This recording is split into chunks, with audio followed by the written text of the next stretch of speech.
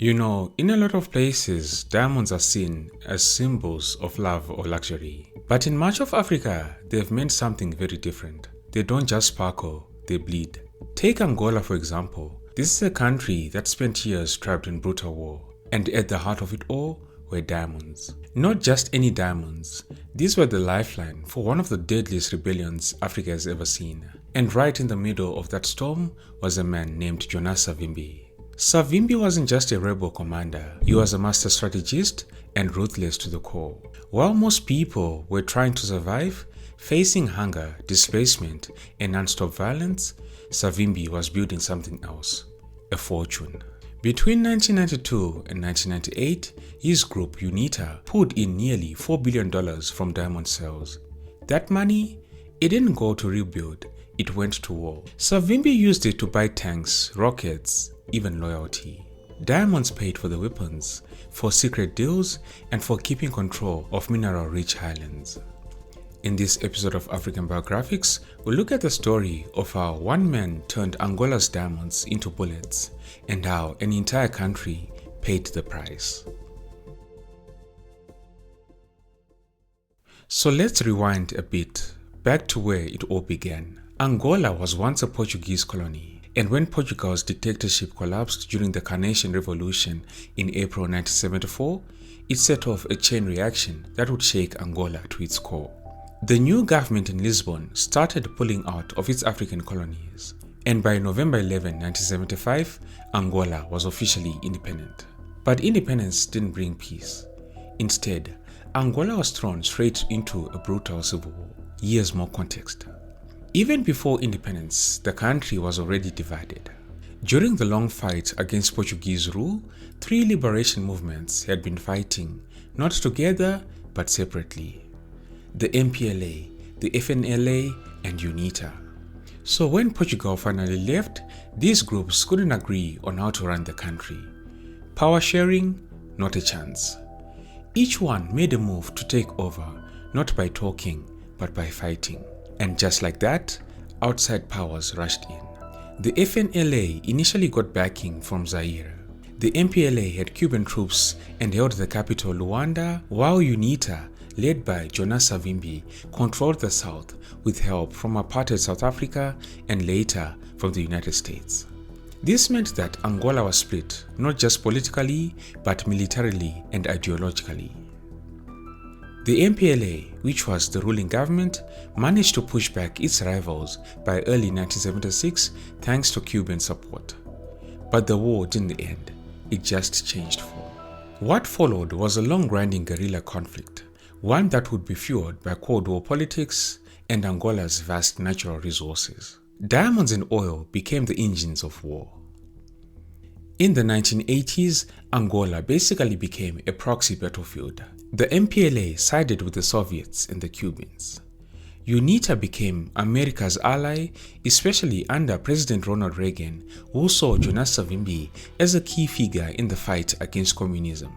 American conservatives even called Savimbi a freedom fighter. In 1986, Savimbi visited the White House, a huge moment for him.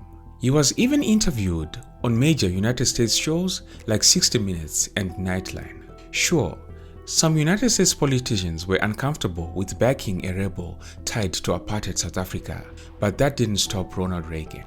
Ronald Reagan signed off on over $15 million in aid plus advanced weapons, and that changed everything. With money from the United States and South African support, UNITA expanded fast, especially into Angola's northeast where the richest diamond fields were. So now, you had Cold War weapons on one side and diamond money on the other. Angola was already one of the world's top diamond producers, and the stones coming out of this country weren't just plentiful, they were high quality. By the time the Portuguese left, Angola was ranked 4th globally in diamond value. And then there was oil, especially from the Cabinda enclave in the northwest. Together, oil and diamonds were supposed to fund Angola's future. Instead, they bankrolled its destruction. Jonas Savimbi knew the power of those resources. If he could control the diamond mines, he could fight the war his way. So, in 1984, UNITA launched attacks on the Kwango Valley mines. A year later, they hit Andrada, now called Nzanji. These weren't just attacks, they were strategic moves. Every time UNITA struck, they weakened the MPLA's economy and gained territory, equipment, and influence. UNITA had a new strategy, full-blown exploitation. Angola's diamond-rich northeast slowly became a rebel-run economy, and they didn't do it alone. UNITA relied on garimpeiros, informal miners, mainly from neighboring Zaire, now the DRC. These were poor, desperate workers chasing the dream of Diamond World, but they were operating under the control of the armed rebels. UNITA taxed their output, protected their camps, and even recruited some into organized operations run with help from foreign experts. It was messy, it was brutal, but it made a lot of money. The MPLA government responded the only way it could, with oil. Oil money funded the government's war effort, which was backed by 50,000 Cuban troops and massive Soviet arms shipments. Between 1987 and 1990 alone, the Soviets sent over $3 billion in weapons. And here's the crazy part. Cuban troops were protecting oil sites operated by American companies from rebels who were backed by the United States. That's how twisted this war had become. And the cost? It was staggering. By the end of the 1980s, more than 350,000 people had been killed. Over 1 million had lost their homes. And still, the war kept going. Diamonds and oil were feeding both sides, and Angola was paying the price. By the early 90s, the world was shifting, and so was Jonas Savimbi's war. The Cold War was over, apartheid in South Africa had collapsed, and with those changes, UNITA lost its two biggest backers, the United States and South Africa. Without United States aid or South African military support, Savimbi suddenly found himself alone on the global stage. He was no longer part of a larger East versus West struggle. From now on, if UNITA wanted to win, it had to do it alone and fund it from within. But Jonas Savimbi wasn't the only one under pressure. The MPLA government was in crisis too. Years of tight state control, corruption, and non-stop war had crushed the economy. Angola was drowning in debt, over 20 billion. The government was barely functioning. So, in 1991, then President José Eduardo dos Santos made a bold move. He sat down with Jonas Savimbi to negotiate peace. The result of all of this was the Bices Accords signed in Portugal. The two men agreed to a ceasefire, a shift to multi-party democracy, and a transition toward a market-based economy. It was a big moment for Angola. During this period, Jonas Savimbi rebranded himself from rebel leader to presidential candidate. He had strong backing from the Ovimbundu, Angola's largest ethnic group, and from rural areas loyal to UNITA. At the same time, behind the scenes, Savimbi had no intention of trusting the MPLA. He believed they were weak, especially now that Cuban troops had left. So while peace talks were underway, UNITA was already moving fighters back into the diamond-rich provinces, Lunda Norte, Lunda Sul, Malanje, and Bay. Savimbi saw these regions as the key to his next move. If war resumed, diamonds would fund it. Anyways, in 1992, Angola held its first ever multi-party elections. Turnout was massive, over 90%. International observers praised the process. But when the results came in and Savimbi was behind Dos Santos, he refused to accept it. Even though the vote had been confirmed free and fair by United Nations monitors, Savimbi cried foul and Angola slipped back into chaos. What came next was brutal. Violence erupted across the country. In the capital, Luanda, thousands of UNITA supporters were hunted down and killed in what became known as the Halloween Massacre. The peace gone overnight. UNITA quickly tightened its hold over the diamond-rich northeast. Savimbi doubled down on mining. Diamonds became UNITA's lifeline, their main source of money, power, and survival. UNITA's strategy shifted. The organization stopped just raiding mines, Now, it was seizing entire operations, taking over diamond-rich territory and putting thousands of garimperos, informal miners, under military control. But Jonas Savimbi didn't stop with local labor. He brought in foreign diamond experts to run things more efficiently. These specialists trained UNITA fighters and oversaw the mining, all under the watch of heavily armed rebel guards. The deal was simple. Foreign miners kept a cut, about 20% of what was dug up. The rest, it was split between UNITA and their foreign partners. At UNITA's headquarters in Angola, deep in the Central Highlands, the Diamond War became deeply personal. Arms dealers and traders were flown in from Europe to meet directly with Jonas Savimbi. According to Canadian diplomat Robert Fowler, Savimbi would literally pull out velvet pouches full of uncut diamonds worth millions to pay for weapons. If the price was $22 million, you would count out 4 full pouches, then toss in 2 smaller ones. Diamond experts were on hand to verify the value. Sometimes there was a bit of haggling, then a final pouch was added to close the deal.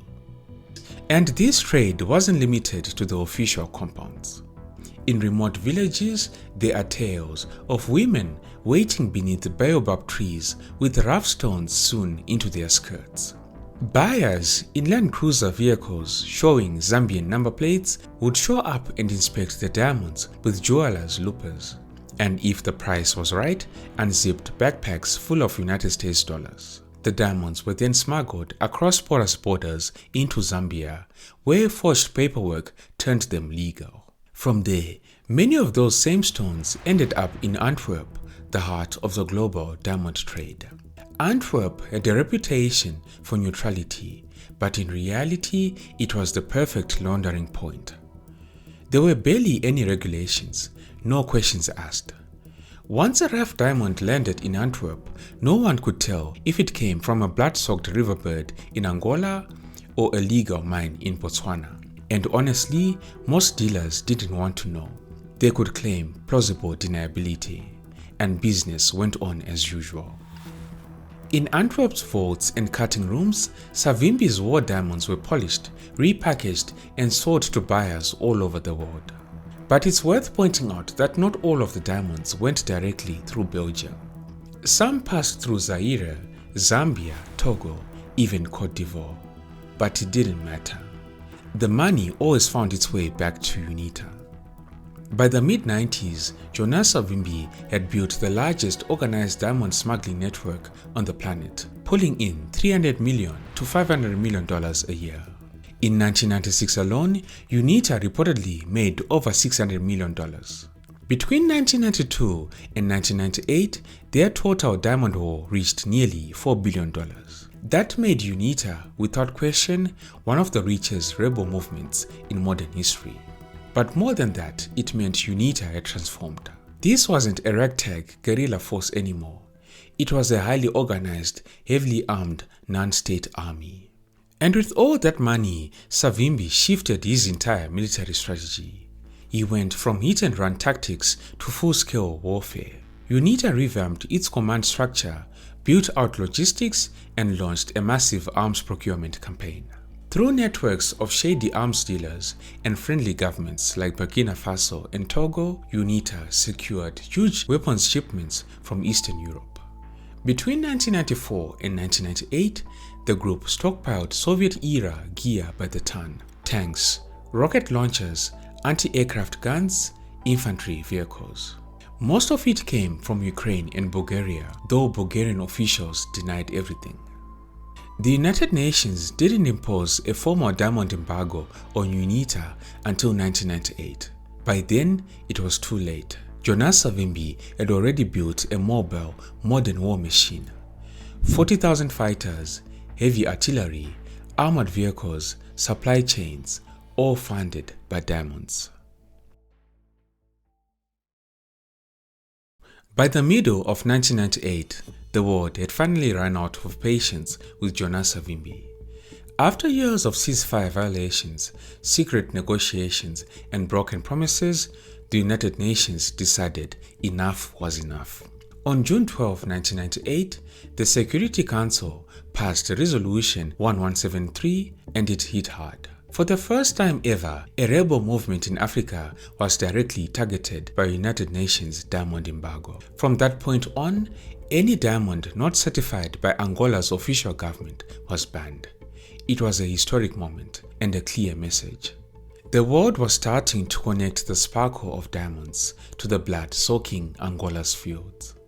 That same year, something else rocked the industry. A report by Global Witness titled A Rough Trade revealed that De Beers, the biggest name in diamonds, had been buying stones from Angola. And many of those diamonds came from UNITA-controlled areas.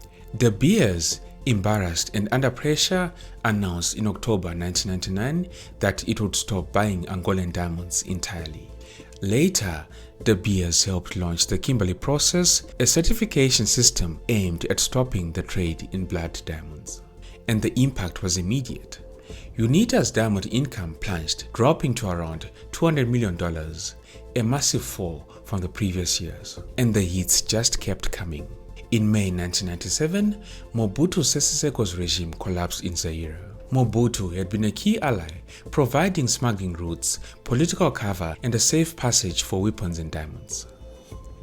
Without him, UNITA lost a critical support system.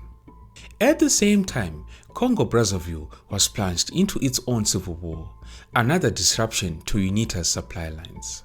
But even with these alliances crumbling and his revenues shrinking, Savimbi wasn't finished. He still had a massive war chest built from years of diamond smuggling. And in late 1998, he made his final move. The MPLA responded swiftly. In December 1998, President José Eduardo dos Santos announced that peace was no longer possible. War was now the only answer. His government launched a full-scale offensive. What followed was one of the most brutal phases of Angola's long civil war. From 1998 to 2002, both sides committed horrific atrocities. Villages were wiped out. Civilians were either recruited, displaced or killed. Landmines tore through communities. Rape and looting became weapons of terror.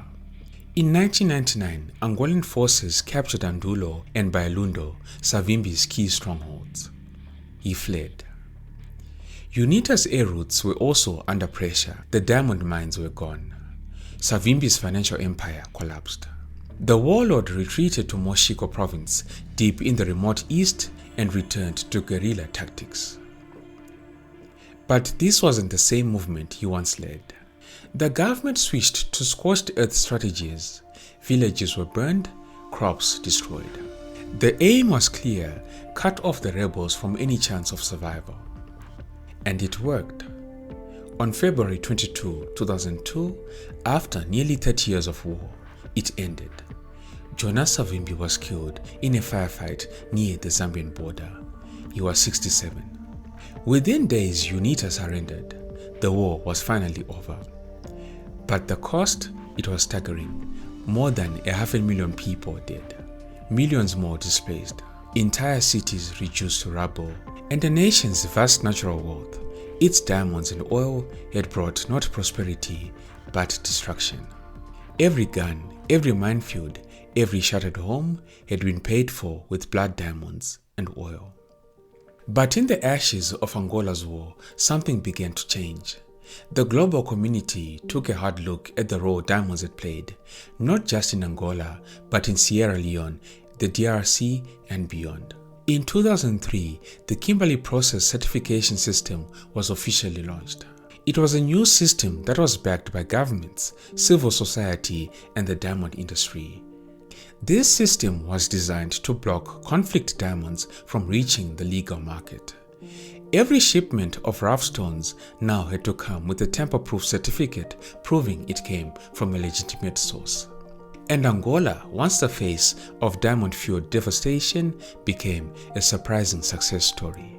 Angola joined the Kimberley process, and by 2015, it chaired the entire initiative. In a twist of history, Angola, the same nation torn apart by war, helped reshape the global diamond trade. Don't forget to like and share the video if you enjoyed it. Thank you all for tuning in. This has been Tatenda for African Biographics. Until next time, cheers. Have a good one.